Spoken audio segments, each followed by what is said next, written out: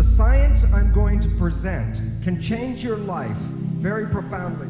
It's a scientific fact that the hormones of stress downregulate genes and create disease, long-term effects. That means then our thoughts could make us sick. So if it's possible that our thoughts could make us sick, is it possible then our thoughts could make us well? The answer is absolutely yes. Think.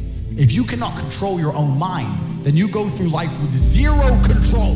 Why is it so hard to do the little things that would improve my life? The way the mind functions, the way people interact, has changed so significantly in the last 10 years you wouldn't believe.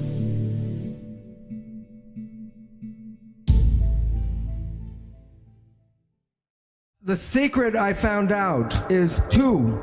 First part is to know, to have the knowledge. But the second part is the most important, and that part is you must actually use the science in your life or it doesn't work. You are made out of 50 trillion cells, and the cells are the living entities, but your mind is the government for the 50 trillion cells. And if you have a good government, you have health. The mind has two parts. The subconscious mind is the original brain, and it can process 40 million bits of data from the environment every second. The mind is very powerful and very fast, but it's totally habitual. It's not creative. It can only play back what it learns. In evolution, the front part of the brain, the prefrontal cortex, gives rise to consciousness. It's a small piece of the brain that is consciousness. Self or consciousness is an add-on option, and most people don't exercise the option. But note, it can process only about 40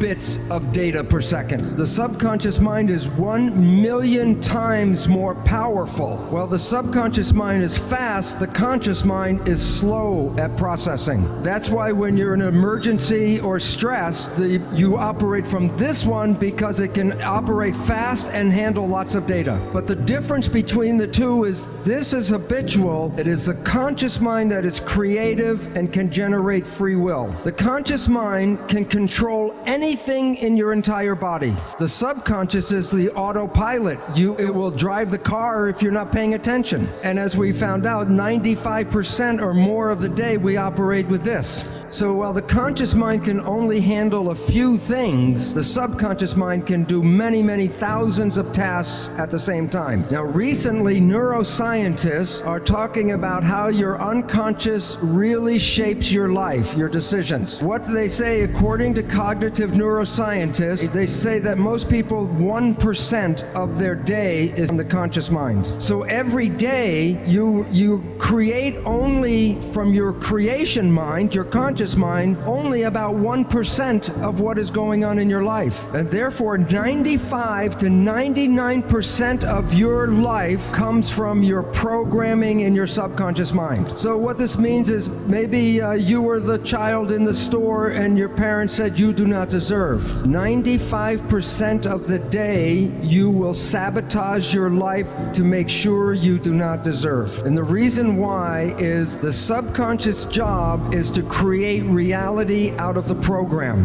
And so therefore, if you have negative programming, 95% of the day you will create that negative experience in your life. Now here's the problem. The conscious mind and the subconscious mind work together. So whatever the conscious mind focuses on, it can control, but what it's not focusing on, the subconscious mind controls. So most of our day, we are thinking about the future or thinking about the past. That's with the conscious mind. So if the conscious mind's not paying attention to right now, then everything you're doing during the day is being run by the program that you got. But the problem is, because your mind is not, the conscious mind's not paying attention, then it does not see the program being played by the subconscious mind. So when your life doesn't work, you say the universe does not support me. And yet the truth was, it was your own invisible behavior that sabotaged you. So what's important is some people say, well, maybe I just do some positive thinking. Which mind does the positive thinking, conscious or subconscious? The conscious mind, which works at 5% a day with a 40-bit processor. And when you're doing your consciousness, are you paying attention to what's going on? Who's running the show?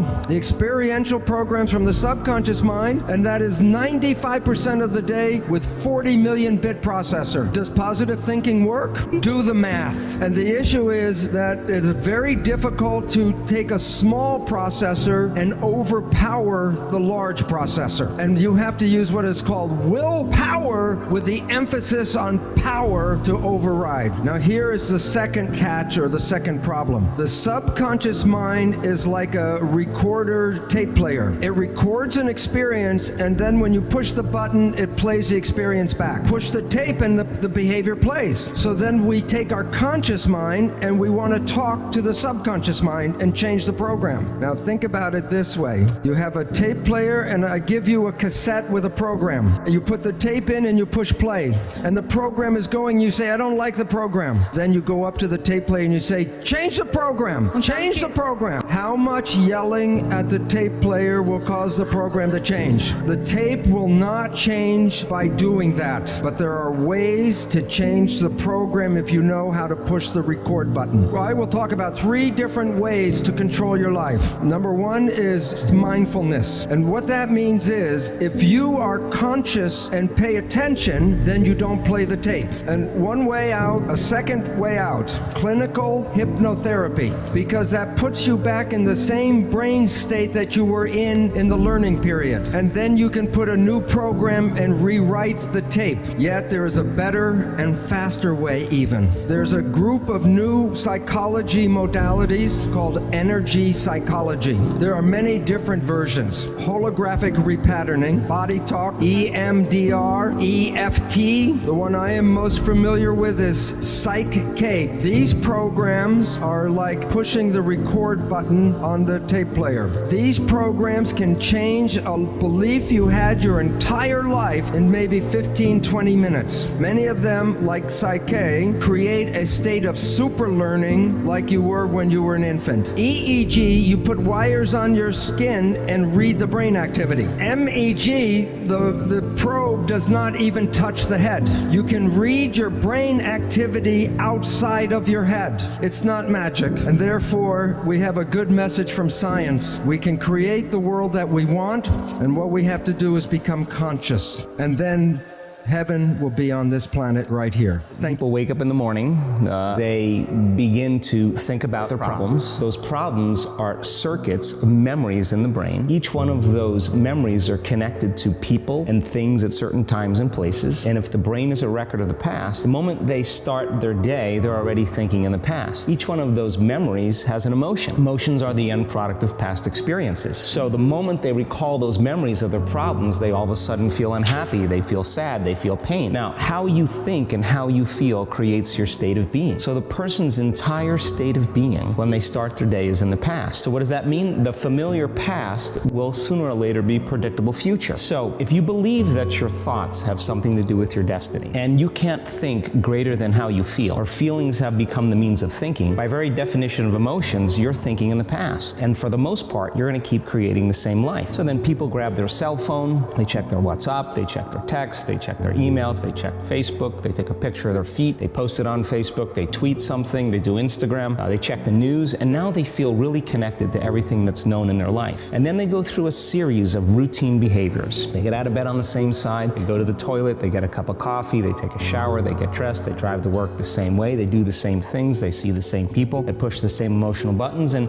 that becomes the routine, and it becomes like a program. So now they've lost their free will to a program. So when it comes time to change, the redundancy of that cycle becomes a subconscious program. So now 95% of who we are by the time we're 35 years old is a memorized set of behaviors, emotional reactions, unconscious habits, hardwired attitudes, beliefs, and perceptions that function like a computer program. So then a person can say with their 5% of their conscious mind, I want to be healthy, I want to be happy, I want to be free. But the body's on a whole different program. So then how do you begin to make those changes? Well, you have to get beyond the analytical mind, because what separates the conscious mind from the subconscious mind is the analytical mind. And that's where meditation comes in, because you can teach people through practice how to change their brainwaves, slow them down. And when they do that properly, they do enter the operating system where they can begin to make some really important changes. So, and you can learn and change in a state of pain and suffering, or you can learn and change in a state of joy and inspiration. So long-term memories are created from very highly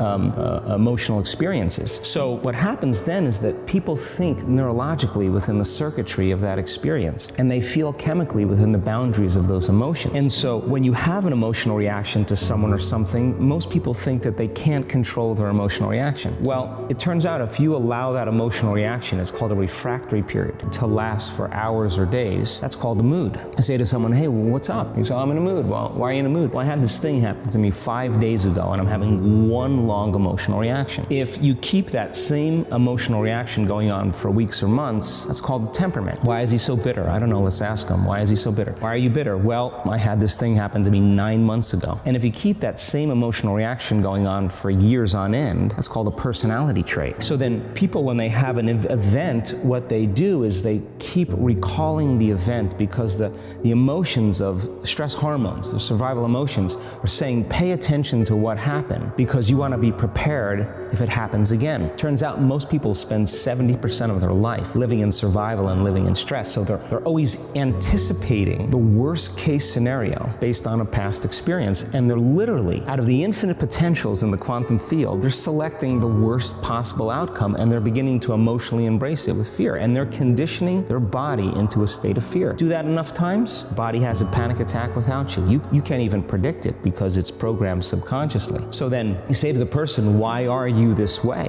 And they'll say, I am this way because of this event that happened to me 15 or 20 years ago. And what that means from a biological standpoint is that they haven't been able to change since that event. So then the emotions from the experience tend to give the body and the brain a rush of energy. So people become addicted to the rush of those emotions, and they use the problems and conditions in their life to reaffirm their limitations, so at least they can feel something. So now when it comes time to change, you say to the person, why are you this way? Well, every time they recall the event, they're producing the same chemistry in their brain and body as if the event is occurring, firing and wiring the same circuits and sending the same emotional signature to the body. Well, what's the relevance behind that? Well, your body is the unconscious mind. It doesn't know the difference between the experience that's creating the emotion and the emotion that you're creating by thought alone. So the body's believing, is living in the same past experience 24 hours a day, 7 days a week, 365 days a year. And so then when those emotions influence certain thoughts, and they do, and then those thoughts create the same emotions, and those same emotions influence the same thoughts, now the entire person's state of being is in the past. And the moment you decide to make a different choice, get ready, because it's going to feel uncomfortable. It's going to feel unfamiliar. I think that the bigger thing is that we keep firing and wiring those circuits. They become more hardwired. So you have a thought, and then the program runs. But it's the emotion that follows the thought. If you have a fearful thought, you're going to feel anxiety. The moment you feel anxiety, your brain's checking in with your body and saying, yeah, you're pretty anxious. So then you start thinking more corresponding thoughts equal to how you feel. Well, the redundancy of that cycle conditions the body to become the mind. So now, when it comes time to change, person steps into that river of change and they make a different choice, and all of a sudden they don't feel the same way. So the body says, well, you've been doing this for 35 years. The body's in the unknown. So the body says, I want to return back to familiar territory. So the body starts influencing the mind, and it says, start tomorrow. You're too much like your mother. You'll never change. This isn't going to work for you. This doesn't feel right.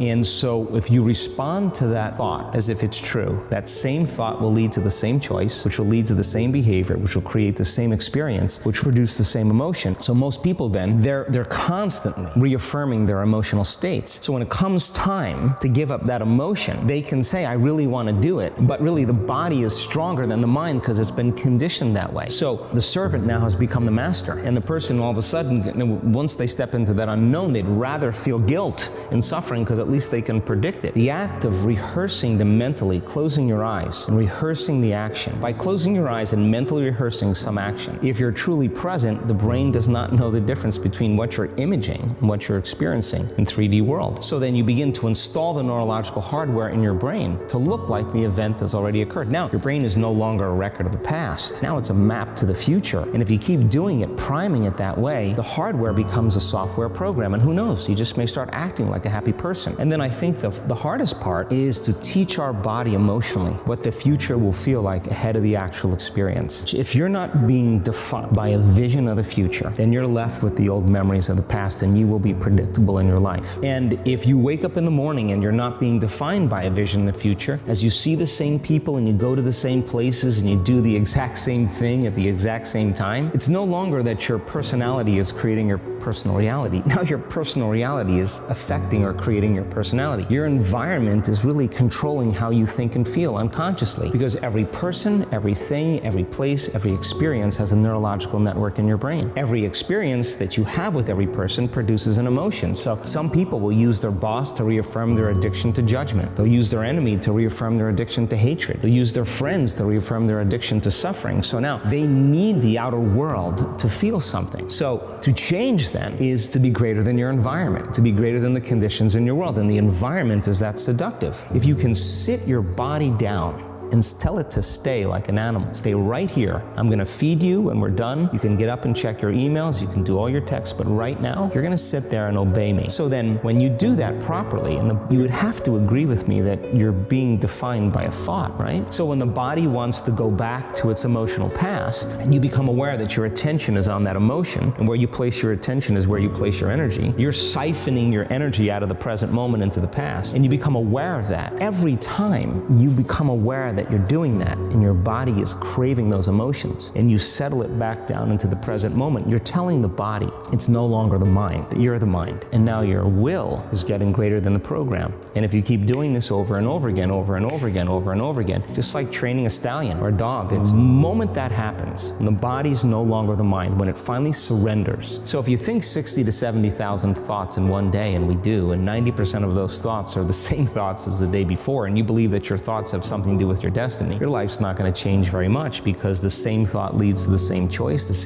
leads to the same behavior creates the same experience, and the same experience produces the same emotion. And so then the act of becoming conscious of this process to begin to become more aware of how you think, how you act, and how you feel. It's called metacognition. And so then why is that important? Because the more conscious you become of those unconscious states of mind and body, the less likely you're going to go unconscious during the day. And that thought is not going to slip by your awareness unchecked, because it means to know thyself. The word meditation means to become familiar with. So as you become familiar with the thoughts, the behaviors, and the emotions of the old self, you're retiring that old self. As you fire and wire new thoughts and condition the body into a new emotional state, if you do that enough times, it'll begin to become familiar to you. So it's so important.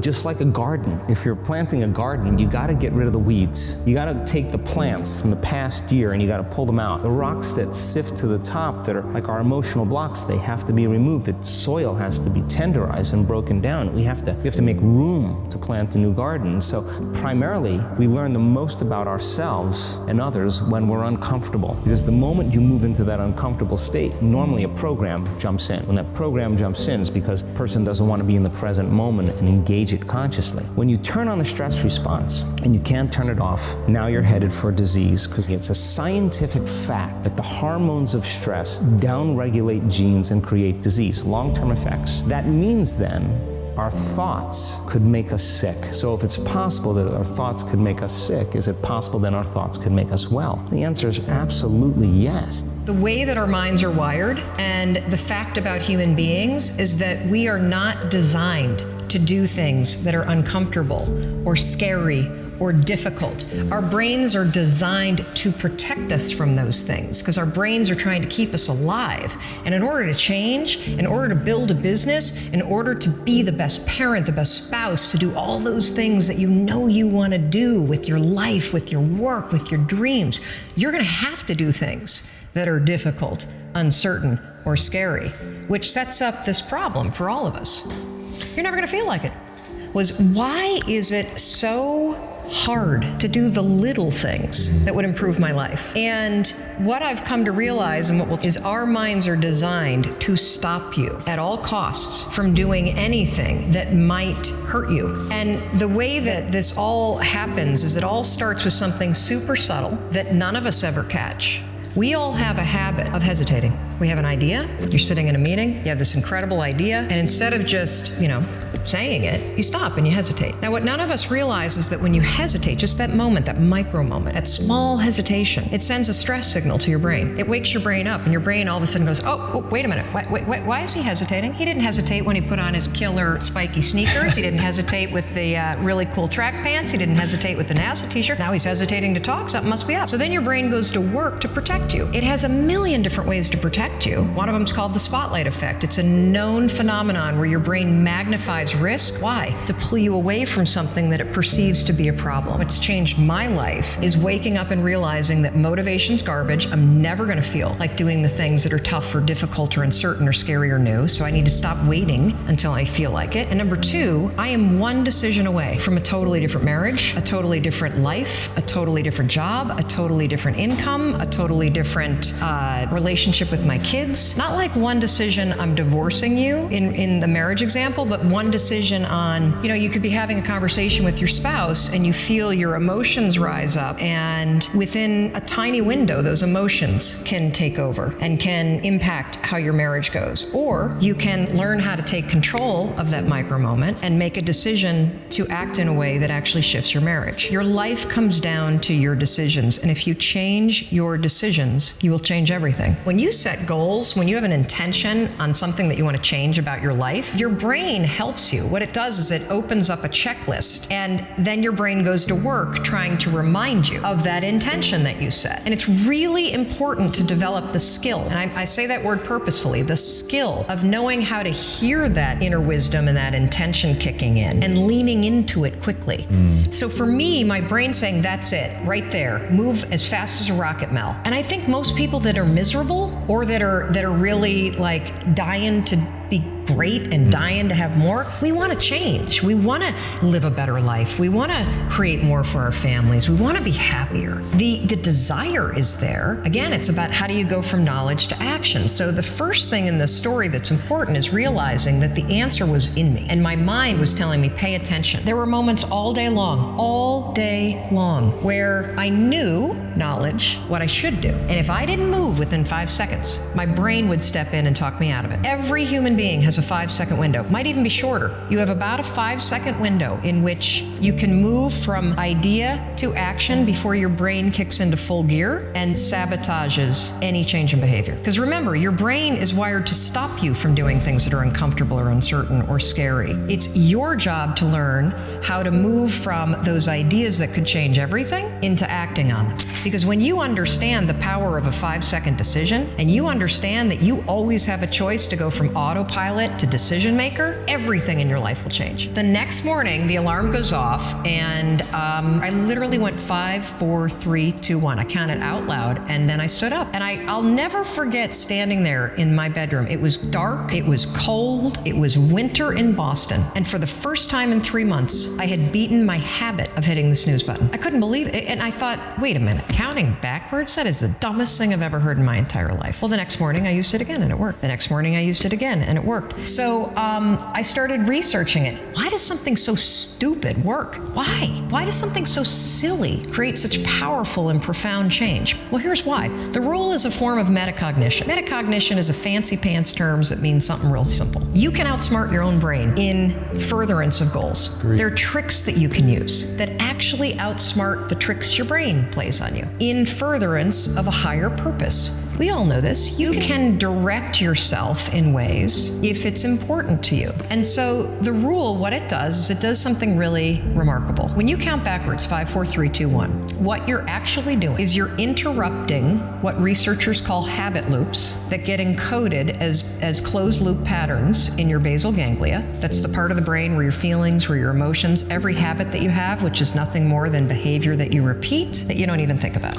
And so when you go 5, 4, 3, 2, 1, it interrupts what's going on here that's spinning without you thinking, and it moves and awakens your prefrontal cortex. So when you hit 1, your habit has been interrupted. So you've interrupted self-doubt. You've interrupted maybe snapping at your kids. You've interrupted the desire to grab for a drink. You've interrupted procrastination. You've also, by counting backwards, done an action. It's awakened your prefrontal cortex. That is the part of the brain that you need that's awake when you're changing behavior, when you're learning new things. When you hit 1, it's also a prompt. So in the language of research, you'll hear people talk about starting rituals. That is something that's proven to help you learn a new habit. The 5-second rule, when you repeat it, becomes a starting ritual that triggers you to act with confidence, that triggers you that this is a moment for courage, that triggers you to shift gears. And because you've also done the manual work of awakening the part of the brain that you need to change, you've set yourself up for success. When you start to use it and then you read about it, you'll see that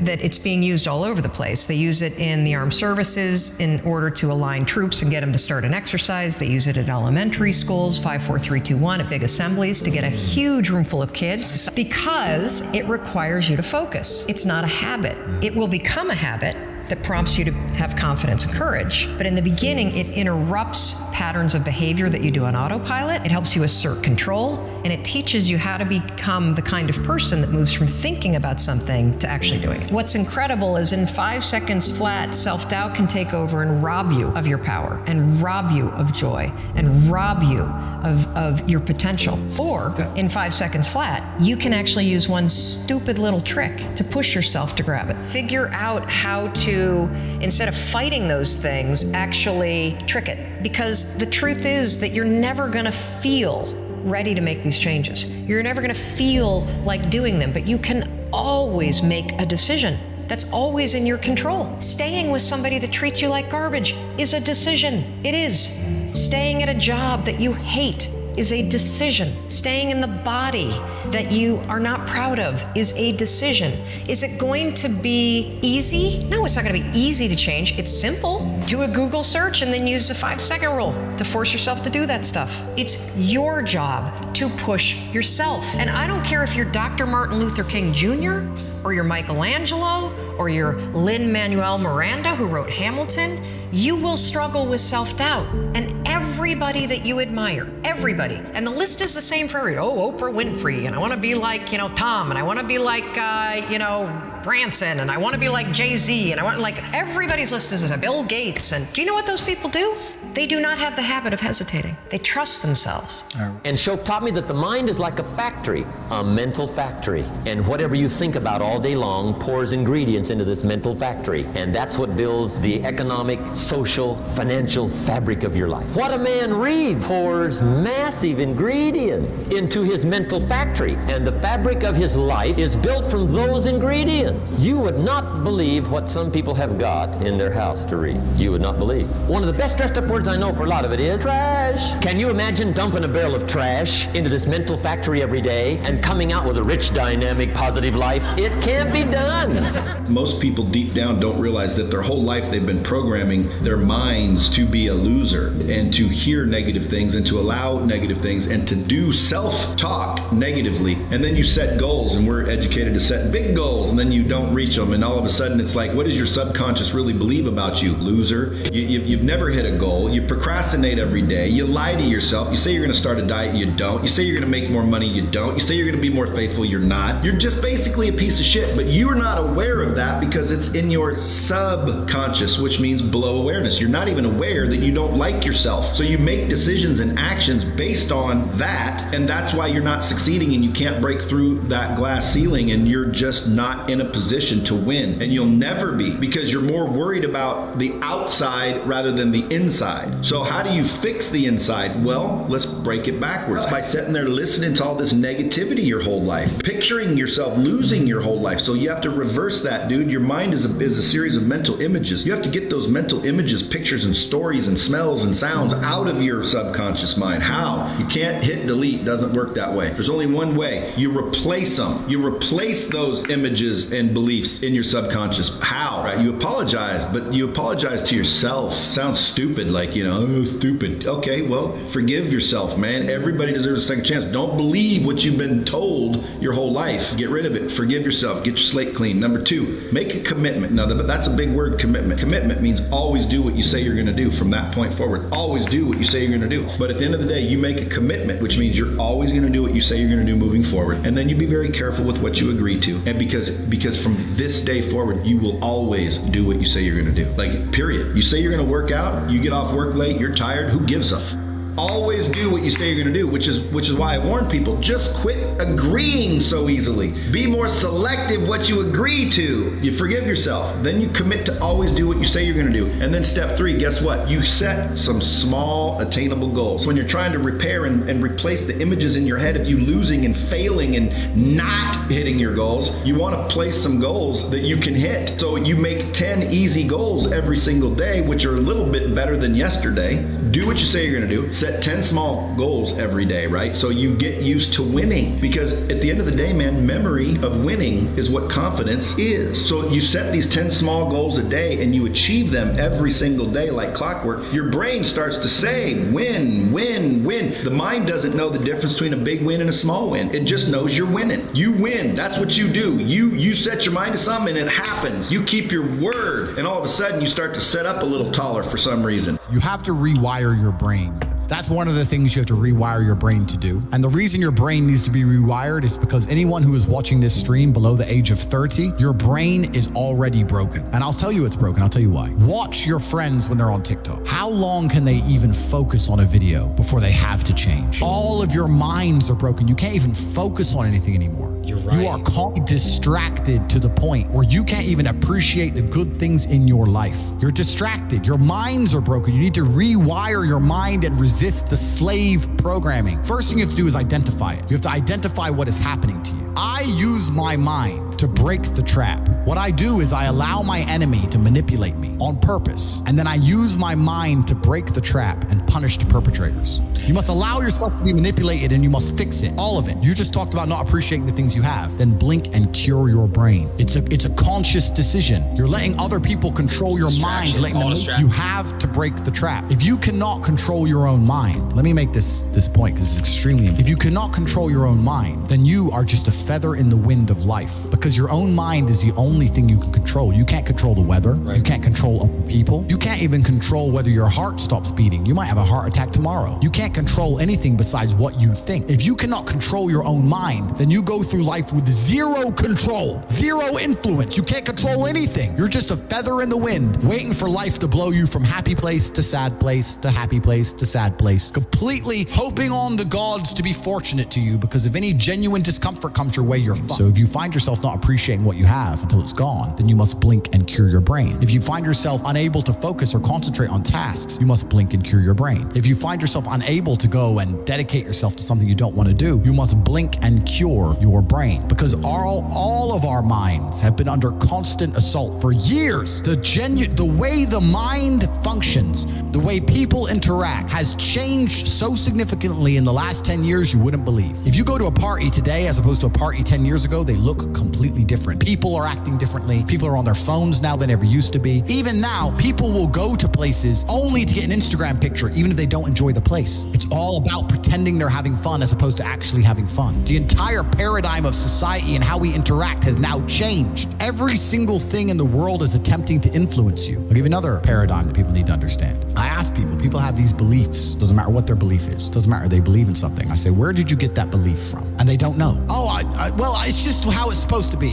Where did you get that belief? Who told you that? And does that person have your best interests at heart? Think about it. Think about all the things you truly believe. Think where you learned it, and think if that person actually gives up. It's not difficult. There's just no competition because everybody's distracted. They're getting distracted by this, distracted by that, watching Netflix. It's so easy to win if you can control your own mind, but it seems that nobody can. And that's how the people who run the world keep the world running, because they have all the slaves exactly where they need them to be, permanently distracted and semi-depressed, working their asses off in jobs which will never satisfy them and never pay enough money.